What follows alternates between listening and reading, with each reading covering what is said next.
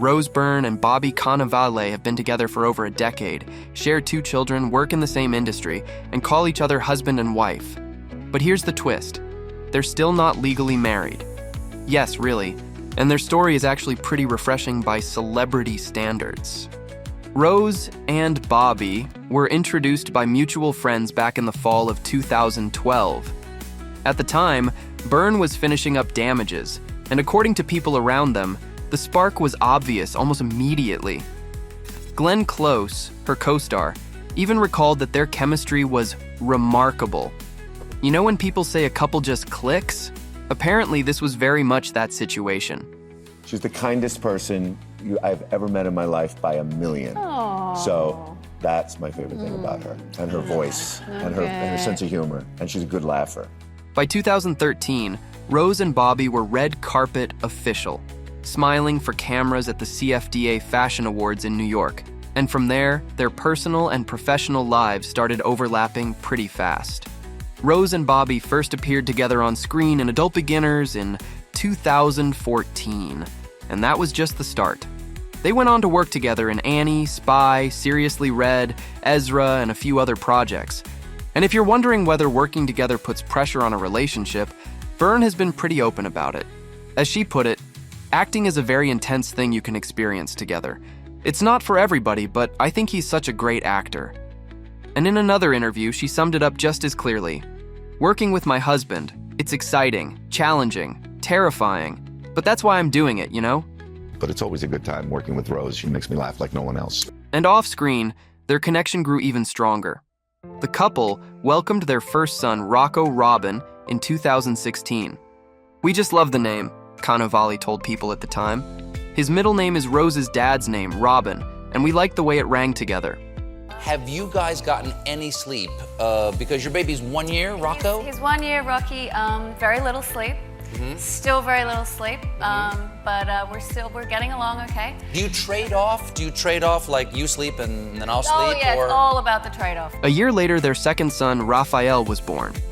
Cannavale explained that he wanted to honor his Latin heritage, and yes, he's also admitted that tennis star Rafael Nadal having an incredible year helped seal the name choice.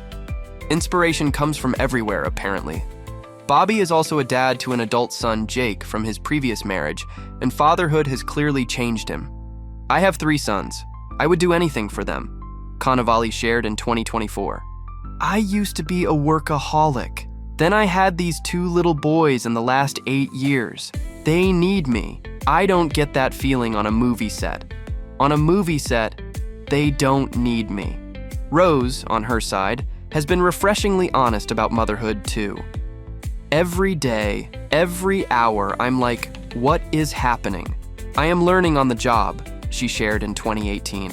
"Being a mother changes everything. I feel like it informs everything I do." They know you love them. I know. They use it. They do. They're little dictators. Oh, they yeah. just boss you around. Now here's the part that always gets people talking. Despite all this, the years together, the kids, the shared projects, Rose and Bobby never officially married, but they still call each other husband and wife, and they've both explained why. Cannavale once said all the other labels just feel wrong to him. Boyfriend and girlfriend sounds too teenage. Partner sounds too clinical. So husband and wife it is. Simple as that. Byrne has said they always meant to make it official, but life kept happening. First one baby, then another, then the pandemic, and the wedding plans kept getting pushed down the list. She's joked more than once that they're more married in practice than many legally married couples. In a recent interview, Rose didn't even hesitate with the wording. She said they are married in every way that counts. They just haven't done the courthouse part yet. I read that she gave an interview last year where she said the wedding's it's imminent. It's going to happen. Oh, she said that? She did. Oh, I didn't see that. You didn't want me to read it to you? Oh, that's all right. Okay. And really, they're not alone. Plenty of couples show you don't need a wedding to have a happy relationship, like Winona Ryder and Scott McInlay Hahn. Winona Ryder has been in Hollywood for decades, but there's one thing even longtime fans still get surprised by. She actually has a boyfriend. Yep, the famously private star has been in a quiet, steady 14-year relationship, and unless you follow her interviews very closely, you might have never even known. And honestly, she seems really happy. In July 2024, Winona told Harper's Bazaar that her partner is so great, adding that she feels really lucky. It's been incredible. It's been amazing. So who's the man who's been by her side all these years? That is Scott McInlay Hahn, and their story starts with probably one of the funniest meet-cutes we've heard in a while. Winona and Scott first crossed paths at the premiere of Black Swan back in 2010. Scott isn't part of Hollywood at all, so when he saw Winona, he didn't clock that she was Winona Ryder. Instead, he mistook her for Milla Jovovich. Winona later shared the story, laughing that he told her she was great in The Fifth Element. Imagine being Winona Ryder and hearing that, but it clearly worked in his favor. I don't think we can really control who we fall in love with. I think it just happens. Despite the mix-up, they clicked immediately. Winona said they connected on so many levels, and she loved that he wasn't part of the entertainment industry. Ryder even admitted she tried really hard to keep their relationship quiet in the beginning, and fans definitely know she's not one for oversharing. I'm not on the internet that much. Since then, the two have been solid. Scott has quietly supported her at several major events through the years, from the Stranger Things Season 1 premiere to the SAG Awards in 2020, and later the premieres of Seasons 3 and 4. And yes, he was right there with her in Venice in August 2024 for the Beetlejuice premiere. He stays out of the spotlight, but when he shows up, he shows up. Most recently, Winona and Scott made a coordinated appearance at the Stranger Things Season 5 premiere in Los Angeles on November 6th, and they looked absolutely adorable. The couple held hands on the carpet, smiling, and even coordinated their looks. Winona wore a Victorian-style black corseted jacket with a long skirt, and Scott matched her with a black suit and an unbuttoned black shirt. Tell me they don't look like the effortlessly cool couple at every event. Now, as for their future, Winona has been pretty open about her uncertainty when it comes to marriage.